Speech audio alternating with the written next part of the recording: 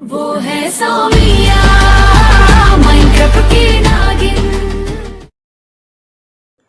पिछले एपिसोड में आप सब ने देखा कि माइनक्राफ्ट की 3 दुनियाएं हैं, जिसमें है ओवरवर्ल्ड, नेदर और एंड। तीनों की शक्तियों को संतुलित रखने के लिए नागमणि की संरक्षणा देवताओं ने की। उसके बाद आप लोग देखिए कि नागमणि को सिर्फ नागिन ही रक्षा कर सकती हैं, और वो नागिन सिर्फ वो बन सकती है जिसका दिल साफ हो और ईमानदार हो। नागपुरा के गांव में एक किसान रामदीन को सौम्या मिल जाती हैं, और उसके बाद 10 साल बाद हम देखते हैं जब वो थोड़ी बड़ी हो जाती हैं तो उसको वो जब मार्केट गई होती है तब देखते हैं कि रामदीन को किसी सांप ने काट लिया होता है। फिर वो हॉस्पिटल में एडमिट होता है, तो हॉस्पिटल की फीस भरने के लिए वो अपनी जगह ज़मीन सब बेच के वो लोग नागपुरा से चले जाते हैं। अब आगे कहानी 10 साल आगे बढ़ती है और हम देखते हैं कि रामदीन ने जो अपने नागपुरा की ज़मीन बेची थी, वही मालिक यहाँ पे माइनपुरा में रहता है। और कहानी काफ़ी आगे बढ़ चुकी है, 10 साल बीत चुके हैं और सौम्या का 20वीं सालगिरह भी आने को है।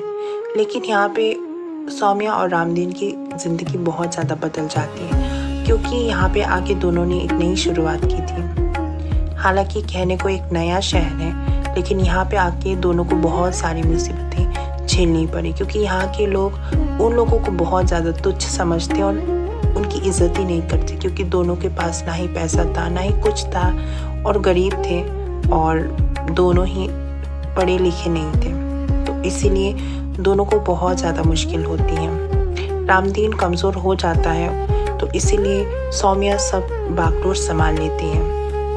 वो अभी उधारी की ज़मीन में रह रहे होते हैं और उनका मकान मालिक जो नागपुरा की ज़मीन उनका खरीद लेता है वही रहता है। और अभी हम देखते हैं कैसे सौम्या अपनी जगह ज़मीन अपने खेत में मन लगाकर काम कर रही होती हैं। वो सब काम खुद कर रही होती हैं, भारी काम से लेके छोटे काम से बड़े काम से लेके। जैसे अभी वो कुएं से पानी निकाल रही हैं, और पानी निकालने के बाद हम देखते हैं कि सौम्या बहुत लगन से मेहनत करती है, क्योंकि वो चाहती हैं कि यहाँ से जो भी फसल उगे वो फसल को फिर बेच बाच के वो अपनी पुरानी नागपुरा की ज़मीन वापस ले सके।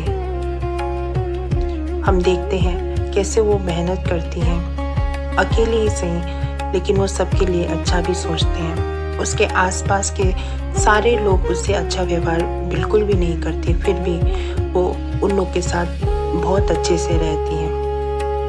हम देखते हैं सौम्या फसलों को अच्छे से पानी दे रही होती है और सारे के सारे काम बिना किसी के मदद के वो खुद कर रही होती हैं, क्योंकि उसको अपना सपना पूरा करना होता है। तो अभी वो फसलें भी लगा रही हैं, और आधा तो उसने जमा के रखा है, क्योंकि उसने सोचा है कि रामदीन का इलाज वो अच्छे से करवाएगी, क्योंकि रामदीन के पैरों का इलाज अच्छे से नहीं हो पाता है। और सुबह से लेकर शाम हो जाती है और ऐसे ही उसका दिन चले जाता है। और अब वो शाम को लौटती है अपने घर में रामदीन की हालत को देखती। लेकिन जब वो घर में जाती है तो उसको पता चलता है कि घर में कोई आया हुआ है। जब वो झांक के देखती है दरवाजे से तो उसका पता चलता है कि उसका मकान मालिक, ज़मीन का मकान मालिक आके रामदीन को अपने पैसे मांग रहा होता है, क्योंकि उन्होंने काफ़ी महीनों से पैसे नहीं चुकाए होते हैं। सौम्या देखती है कि कैसे मकान मालिक उसको धमकी दे रहा होता है, और रामदीन सफाई में कह रहा होता है कि बहुत जल्दी वो उसके पैसे लौटा देगा। लेकिन फिर भी सौम्या को ये सुन के बहुत ज़्यादा बुरा लगता है, क्योंकि वो देखती है कि रामदीन वो मकान मालिक के आगे हाथ जोड़ रहा होता है, गिड़गिड़ा रहा होता है। सौम्या देखकर भी बेबस हो जाती है, लेकिन कुछ कर नहीं सकती, तो इसीलिए वो घर के अंदर आ जाती है। फिर उसकी वजह से बात ख़त्म हो जाती है और हम देखते हैं कि वो मकान मालिक वहाँ से चला जाता है। सौम्या दरवाज़ा तो बंद कर लेती है, लेकिन फिर भी उसके मन में डर रहता है कि कहीं वो फिर से ना आ जाए। तो एक बार वो फिर से दरवाज़ा खोल के देख लेती है। वो मायूस हो जाती है और जाके बताती है कि जमा हुआ पैसा उनके इलाज के लिए है और उनको ज़बरदस्ती वो इलाज के लिए लेके जाना चाहती हैं।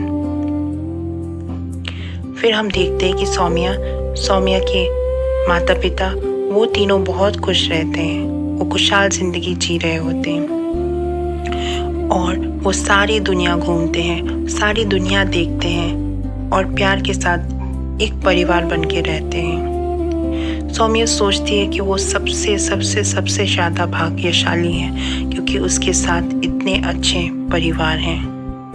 लेकिन उसके बाद वो देखती है कि उसके परिवार उसको खाई में ढकेल देती है और वो जाके सीधा नीचे जाके गिर पड़ती है।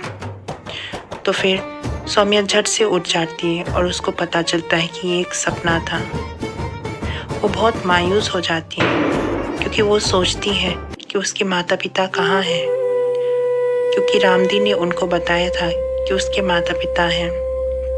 तो सौम्या अपने बनाई हुई चित्र को लेके जो उसने अपने मम्मी पापा को समझा था, माता पिता ऐसे होंगे बोल के उसको गले लगाती हैं। रामदीन को देखती है कि वो सोया हुआ है, फिर वो बाहर जाती है। बाहर वो चित्र को लेके वो चांद को देखती है और देखते देखते जो चित्र उसने बनाई है अपने माता पिता को समझ के उसको वो दिल से लगा लेती है, उसको गले लगा लेती है और सपने ही सपने में वो सोचती है कि उसके माता पिता कैसे होंगे और कहाँ होंगे,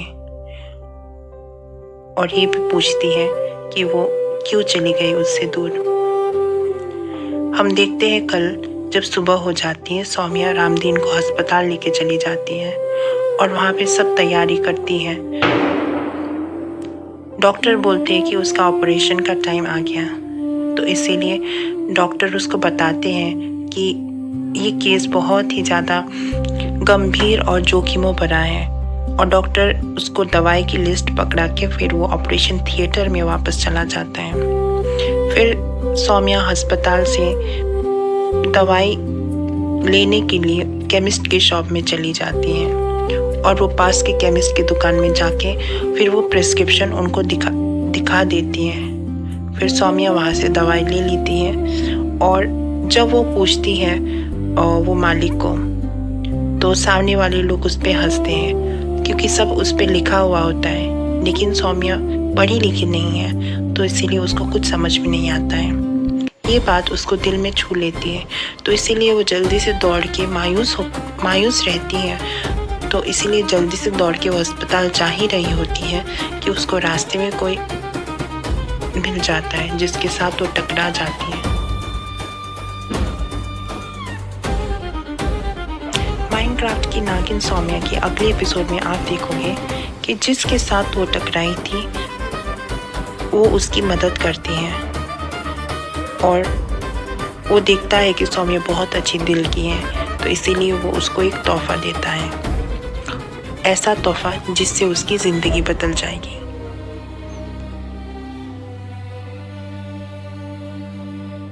वो है सौम्या माइनक्राफ्ट की नागिन।